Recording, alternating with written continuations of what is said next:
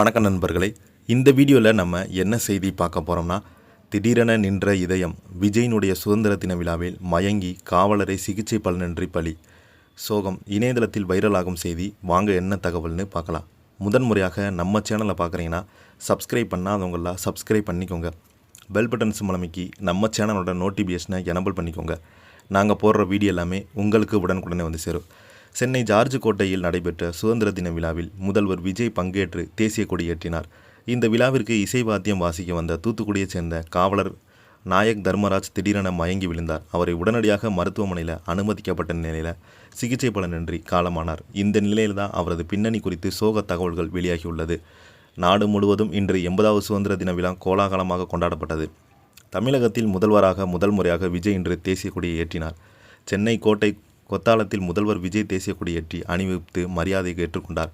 அதன் பிறகு முதல்வர் விஜய் மாநில மக்களுக்கு சுதந்திர தின உரை வாழ்த்தினார்.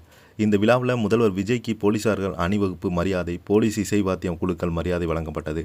இந்த விழாவிற்கு இசை வாத்தியம் வாசிக்க வந்த காவலர் திடீரென மயங்கி விழுந்தார்.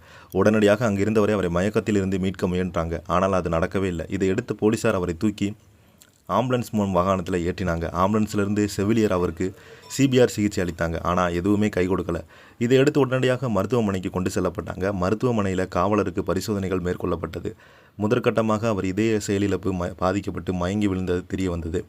அதற்கான சிகிச்சைகள் அளிக்கப்பட்டது. இருப்பினும் சிகிச்சை பலனின்றி அவர் இரவில் இறந்து போனார். இறந்த காவலருடைய பெயர் நாயக் தர்மராஜ். இவர் தூத்துக்குடி மாவட்டத்தைச் சேர்ந்தவர்.